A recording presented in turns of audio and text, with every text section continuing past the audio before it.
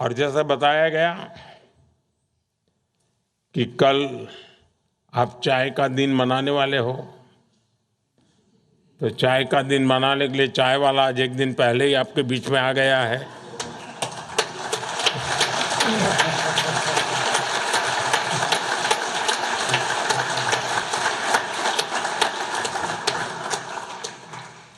और भारत की चाय की वैरायटीज भी बहुत है और भारत की चाय की ताकत भी बहुत है।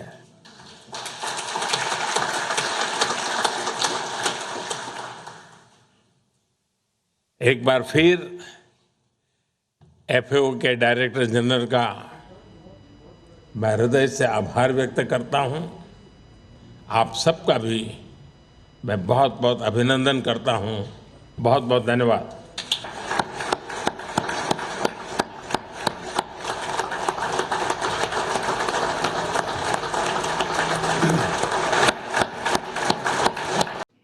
फ्रेंड, पिछले लगभग 3.5 वर्षों में मुझे कई बार प्राइम मिनिस्टर मेलोनी से मिलने का अवसर मिला है।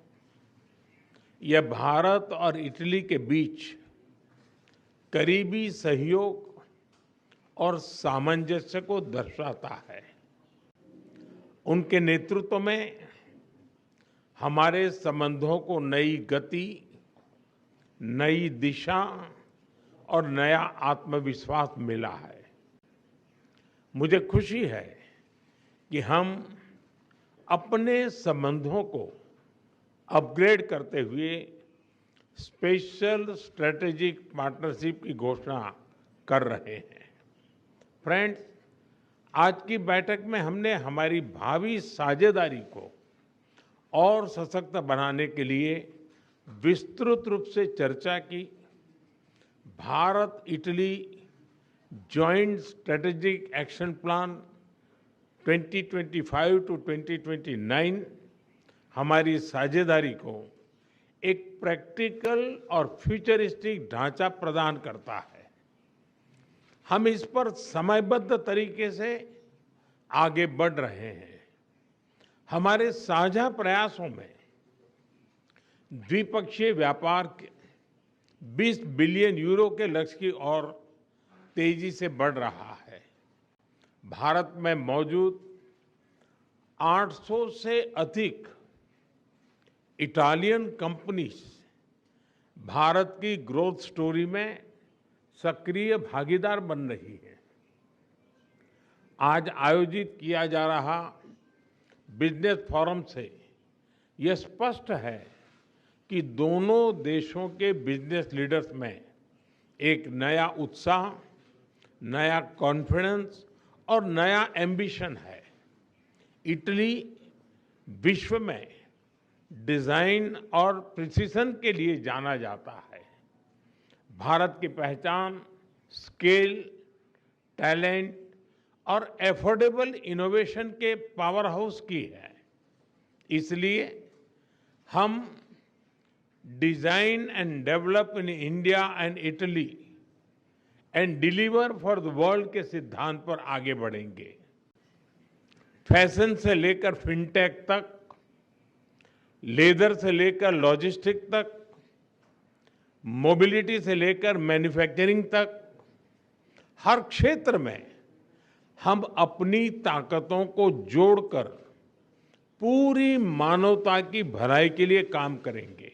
फ्रेंड्स, भारत और इटली एकमत है कि आतंकवाद मानवता के लिए गंभीर चुनौती है। टेरर फाइनेंसिंग के खिलाफ हमारी साझा पहल ने पूरे विश्व के सामने एक महत्वपूर्ण उदाहरण प्रस्तुत किया है।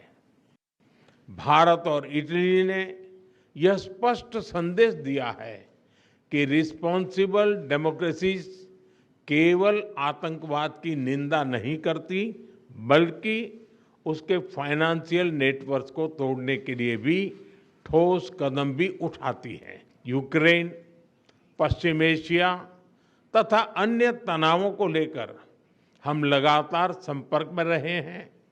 भारत का मत स्पष्ट है कि सभी समस्याओं का समाधान डायलॉग और डिप्लोमेसी के माध्यम से होना चाहिए। फ्रेंड्स, हमारे ऐतिहासिक, सांस्कृतिक और पीपल टू पीपल संबंधों की झलक दोनों देशों में कदम कदम पर दिखाई देती है।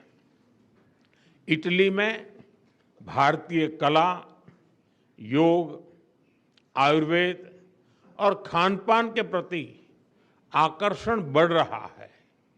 संस्कृत और लैटिन जैसी प्राचीन भाषाएं एक ही भाषा परिवार से आती हैं। Prime Minister Modi brought us a gift, a very, very good topic.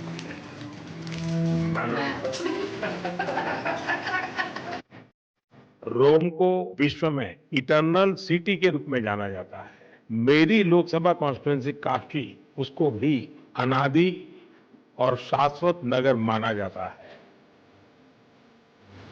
My friend, how are you? Nice to see you. जब दो सभ्यताएं मिलती हैं तो बातचीत केवल एजेंडा तक सीमित नहीं होती।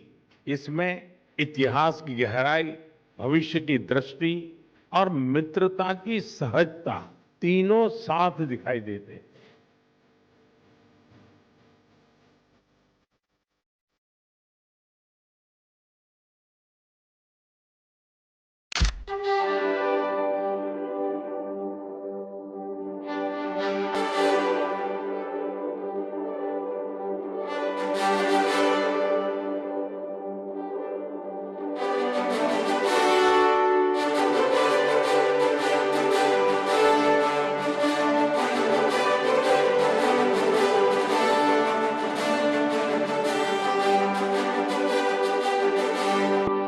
मुझे खुशी है कि हम अपने संबंधों को अपग्रेड करते हुए स्पेशल स्ट्रेटेजिक पार्टनरशिप की घोषणा कर रहे हैं।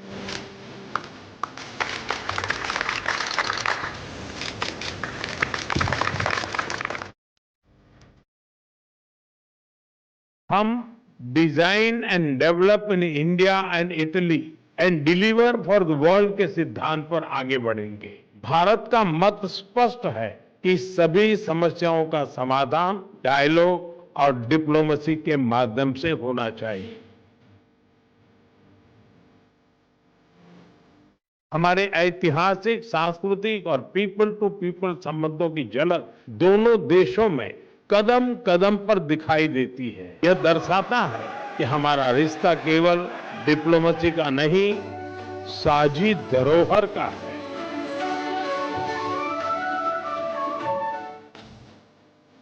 एग्रीकोला मेडल से सम्मानित करने के लिए मैं एफएओ के डायरेक्टर जनरल का हृदय से आभार व्यक्त करता हूं।